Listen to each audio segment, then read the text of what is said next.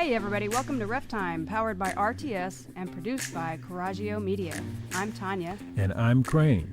We'll be covering rules, plays, points of emphasis, and all things official. We are back with Ref Time in the beautiful studios of downtown Fort Wayne. Did I say that right? Of WELT, yeah. Yeah, WELT, yeah. Downtown. Okay, good. And we have with us our guest today, the world famous, great Mr. Aubrey Griggs. Hey, Aubrey, welcome. How y'all doing today? Is that the way they used to introduce you when you played basketball? Yeah. Aubrey Griggs. Yeah. So, Aubrey, you used to play basketball, obviously. Yes, sir. And then what got you involved with officiating, the officiating side of it? It's kind of a thing that I always wanted to do, just growing up and just looking at looking at different officials and just really wanting to see what everything about being an announcer, being a ref, being a coach, just anything to stick around the game. So different sides of it. Yeah. Okay. Did you look at the officials when you played and thought, I can do better than that? Yeah, sometimes. Only because they didn't give you the calls you wanted. Right. Yeah. As a player, we look at them, we're like, oh, man, you're terrible. Yeah, But it's either that or like, oh, I can run a little faster than him. right. Stuff like that. Yeah, there's a lot of officials out there we can run a little faster than. Yeah. I don't know. It's getting tougher as we get older, though. It's getting more challenging. It is. But Aubrey, how old are you? I am 25. 25. Just a baby. And you've been officiating for how long now? A year and 9 months. Wow. So do you know how many games you've done? He probably does. Probably. I've done about 2,200 games. Just in, what is that, 21 months?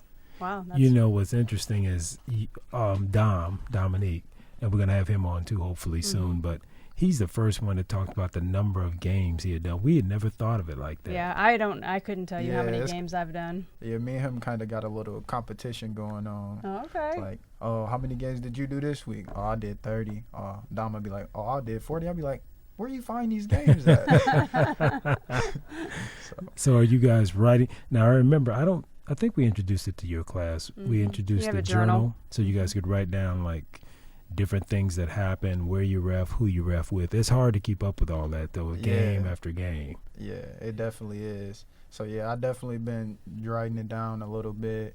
Like, and it's been to the point where I even write down, I did North Side versus South Side and who I refed with and the date and stuff like that. It's going to be interesting to look back on that in years to come. Yes. And then another thing I've been doing, I wish I would have did it when I first started. I've been taking pictures like with my referee shirt in the middle of the school's logo or the conference logo and different stuff like that. So, Right. So I want to do I've a lot of noticed different. you post a few of those on Facebook. I thought that was a really cool idea because I know that's a couple seasons ago we started just taking pictures of our crew.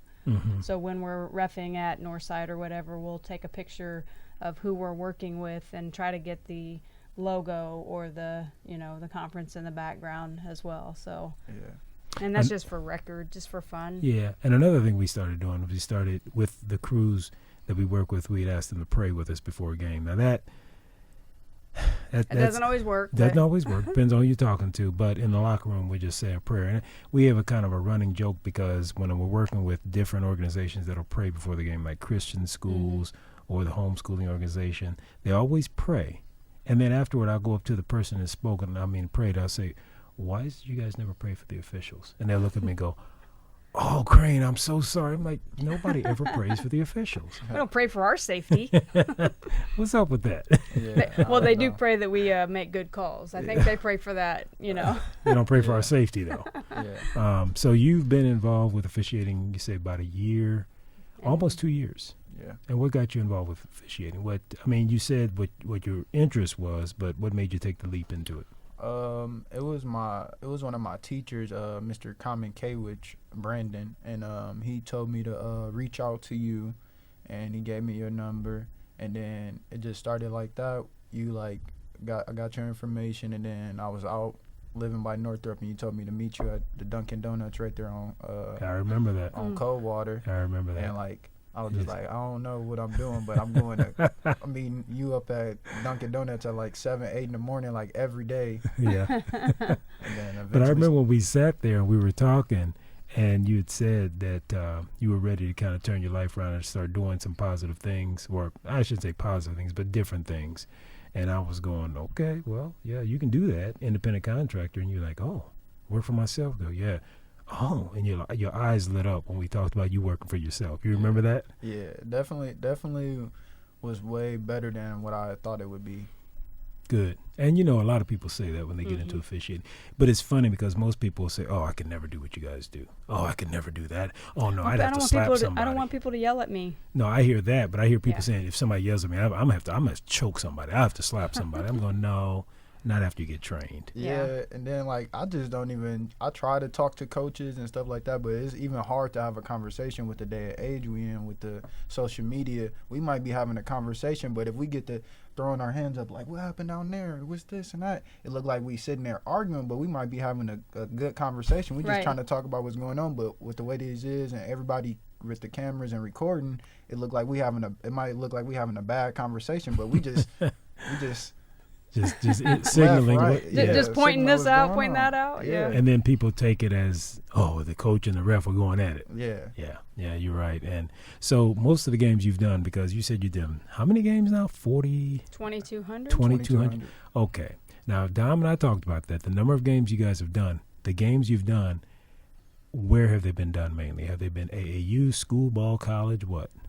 Definitely you're going to get more AAU than you're going to get school ball, because AAU and stuff like that is year round, when the school season is only 28 games or something like that. Okay. 22.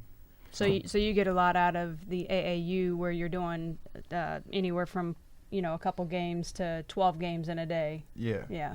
So for instance, how many games did you do this past weekend? For instance, this past weekend it's only a Sunday league going on right now. I did 6 games. And what would you say you're learning when you're doing the AAU circuit? You just really learning how to control the crowd and just really get the thick skin for when you go do the bigger games and stuff like that, because the fans is literally right there on you, or under the rim, or whatever the case may be. Okay. Do you have a career highlight over the last 21 months that you can think of? Oh yeah, I mean, I've been doing some stuff. I've been to India a couple times, pretty much all the big gyms down there. And then I've done some stuff in Ohio, and I've been offered to go to like Kentucky and Michigan. And then just sometimes you want to go out of town, but if it ain't like you ain't accommodated right, or you ain't got a certain number of games, and then it don't make sense. It it'd be cool, and I want to go referee at the Michigan State tournament or this or that, but sometimes it just don't make sense. Right. So if it'd be benefits you if they were going to go ahead and take care of your housing, maybe provide a little bit of food, transportation, and obviously pay you better than what you would be getting paid here. It would make it worth it. So it is kind of complicated. That's one of the things we talk about, because we're involved in wheelchair basketball, and they do take care of you. They do take care of your accommodations. Like, we have a tournament coming up at the end of the month, and we're going to go to Michigan. They're taking care of our lodging. They're taking care of our meals. And they're paying us very well. Now, I don't think he's taking care of our gas, but I'm sure if we asked him, he probably would. Yeah. And most of the time, like, if I go down to Indy, I'll just stay with a friend or a family member and stuff like that. I'll go somewhere if I have a family member or a friend or a college friend. And see, I went to college, so I got a lot of friends in the different places, so I can go to a lot of different places and referee if I wanted to. And that makes it fun. Yeah, because now it's not just not just work. You're going and you can hang out and have a good time. Yeah. So this is would you say this is a part-time thing for you or a spare time thing? Well, how do you classify it? What I say about refereeing, it's kind of a part-time thing that can turn into something it could turn into a career. It just depends on how far and how high do you want to go in it. So for you right now, it is part-time income. Yeah. Okay. So what do you do in your full-time job? Right now, I'm a delivery driver. I deliver home deliveries, and I do medical route. You and I talked about that the other day because I actually saw you on the highway. It was interesting because I was sitting in the car and I said, that looks like Aubrey. And you stop at those truck stop and those big long window cleaning things. He had that. He was standing up there looking like Mr. Man, taking care of business. And I didn't want to interrupt him, but then I saw him take it and he's cleaning it off and he's cleaning off his car. So this, I think you and I talked about it. That's a serious, I guess, business pursuit for you right now, right? Yeah.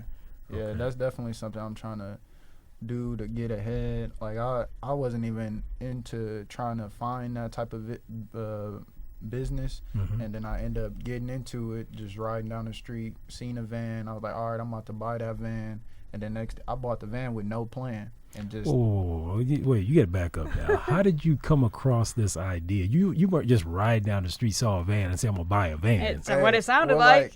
That's what it. Well, like I had a couple of friends that was into it, and they was telling me how much money they was making, and I knew it had to be more to it than that. And they was like delivering. I'm like, you delivering stuff in that, like your regular car? And I was like, I'm about to get a van, and if you doing that many packages, I'm finna come in there and get a van and do double that, So your friends are doing it. Are they doing it full time as well? Yeah. Okay. So you heard about the idea from some friends. You thought that's a pretty cool way to make money. I'm gonna go ahead and try to earn money that way myself. Then you got serious about it when I bought a I guess a work vehicle van for this. Is that your only vehicle, or you still have your personal vehicle? No, I still got my personal vehicle too. Okay. So this is a serious business pursuit for you. Yeah. Okay. Cool. That's awesome. Cool. And I think you were telling me the other day, I don't want to spoil it, I'm going to let you ever tell everybody. How many packages do you average per day in delivery? Probably about 100. Probably about 80 to 100 if I'm just doing home deliveries. But sometimes I do the medical route, and I would do the medical route, and then I would do like 30 home deliveries in that medical route area. Okay.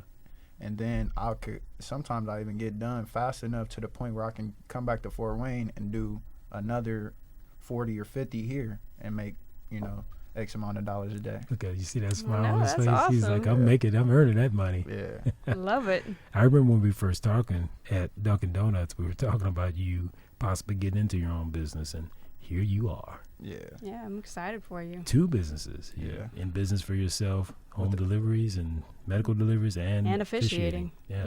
And my clothing line. Oh, and it's clothing line. Yeah, so. OBAT, I believe. OBAT. Yeah, and what I did with the delivery service, I got an LLC under that, and that's OBAT as well. Is instead of being one battle at a time, it's called one box at a time. So put a couple of spins on like that. Keep it all under the same umbrella. I like it. And you said you're 25? 25. So what are your long-term or short-term, well, let's just say your long-term plans for your business ideas? I want to see how far I can go with I'm trying to do everything a little bit. Like I'm trying to do this. Like I'm trying to referee X amount of games. I'm trying to deliver X amount of packages. I'm trying to sell X amount of shirts until one thing just kind of like, oh man. Just takes off. Huh? Just takes off like, oh, I'm selling 100 shirts a day. I don't need to do this, or I don't need to do that no more. Or I can put somebody else in my van and it didn't work for me or something like that. So Okay. Got a plan of action, young man. I like it. I like it. All right, we're going to turn back to basketball a little bit. Yeah, absolutely. So out of the 2,200 games that you've officiated, what would you say is maybe one of your pet peeves when it comes to officiating? I want the same call down there, or something like that. It ain't the same stuff going on down there. Or, my partner, I can't, I don't want to step on my partner's toes and make my partner look bad, so I don't want to be calling stuff in his area and stuff like that. I try to, Okay. Or then you get the coach, or you try to make the call, and then the coach, how you gonna call that all the way from back there? The same way that you standing right here talking about that you see the play going on down there, and you want me to call it when it's your team going that way. Like, I don't understand it sometimes. Yeah. Well, I've heard you know, all that. we say they want what they want. Yeah. And, you know, that's one of the things that we talk about. You know, they have a bias, and we don't. You know, I know a lot of coaches and fans think that we are biased, but we are typically really not biased. I want you to win as much as I want them to win. So, you know, it's all equal. So what is a rule that stands out in your mind that you either don't like or do like calling? That I do or don't like calling. Certain rules out there that you wish we didn't have to enforce, or rules that you feel I always need to enforce that, or I want to enforce that. I really can't think of nothing off my Well, we come back to that, because then I had another question for you. Is that the only sport you do, basketball, officiating? Yeah, I've thought about doing, I used to run cross country in college, so I thought about doing cross country and track and field. Okay. But, I mean, I got my books for it, but I never really, you know, there was like, you got to get a starter pistol, and you got to get ammunition and stuff like that. And I don't really like guns too much, so I was like, I don't know. But I'm still something to think about. But it was like, you get paid X amount of dollars for the track and field meet, but you're gonna use probably like 60 rounds or something like that to do the start. Yeah, to do the start of each race of the meet, and you might in like 60 rounds, and it's like $1 a round. So it's just like it's a wash. You make nothing. So yeah, it's like you spending a lot of money on ammunition. Like if the ammunition or something got to give, something got to give. Yeah, that doesn't make sense. So $60. So it'd be $60 for one round. Yeah. I mean, $1 each. So you're talking $60 total. And he's making $60 to do the thing, to do it. Well, it's like I think it's like $100 or something for a track meet or something. Oh, okay. But if you spend $60, still you're spending more than you're making. If you spend $60, then you drove $10 worth of gas to get there, and your time. Your time is valuable. So yeah. Have you thought about moving up to the college ranks? Because I'm sure they pay more. For basketball? Or no, for track and field. I've never really looked into it. Okay. As far as track. Well, and Tanya and I have been talking to you for a while about considering college basketball, because the pay is considerably especially more. Being so young. It's considerably. And then, you know, high school, too. Moving it up to JV and varsity, the pay is considerably higher. So that's just something to think about. What about points of emphasis? Because I know in high school basketball, there's certain points of emphasis but you've been in almost 2 years. So what was the point of emphasis last year? You remember, Tanya? I think a couple years ago it was hand checking. Jewelry is one right now. Have you heard about the new rule in high school with the mercy rule? Well, that was new last year. Yeah. Because in AAU, they have their own mercy rule. Depends on what gym you walk into. High school, 35-point lead only in the second half. Yeah, I haven't had one of those games. You haven't had a runner yet? Not yet. Yeah, they're coming. Yeah, we had a few that first week of when they came out with it. So it was interesting, and everybody was, because the rules weren't really specific, and so everybody was kind of doing their own thing with the way it was, and we're like, well, no, we're doing it this way and we're doing it that way, and as far as shooting free throws and when the clock would actually stop, and so I think we all got on the same page. The association had their way of doing it. In NEIAOA, they had their way of doing it. It's just that officials weren't following that. I think a lot of them were just deciding, okay, we're not going to do it that way. We're going to do it this way. And initially, no, there was no clear indication of when you were supposed to stop the clock on a free throw. You know, when you had a 35-point lead and the clock was supposed to stop when you reported the foul.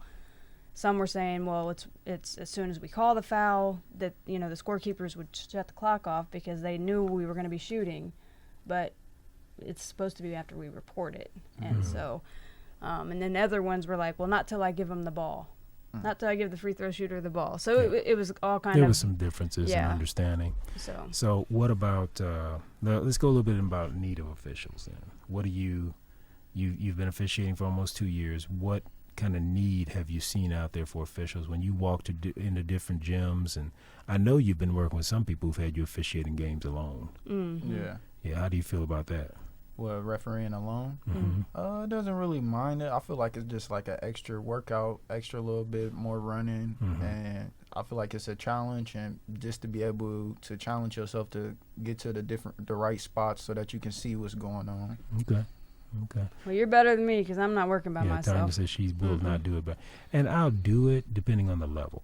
But I think when it comes to middle school ball, little kids, middle school ball, 8th graders, I kind of cut it off at that point. I don't think it's fair to the kids. Yeah, I don't think it's fair. First of all, I think it's a disservice to them. I think it's a disservice to the game because, if I'm only one official, I can't see the line over here. I can't see what's going on, and for me to have to do all of that, and then you only want to pay me one person pay? No, not doing that. It's going to be real challenging if you're doing full court by yourself. You're coming down here, the ball goes out down here, and then it's a controversial call whether they're on the line or not. Yeah. That's controversial. Yeah. So I think in the speedier, more competitive games like that, I probably would not do it. Yeah.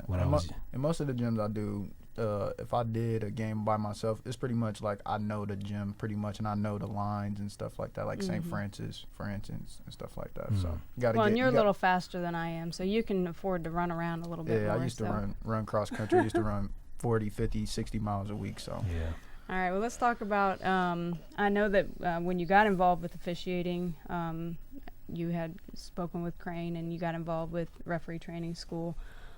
So what is, I guess, your take on that? How did you feel about going through the class? What were the good things, bad things, whatever? What I felt about the class was like it wasn't too much time consuming.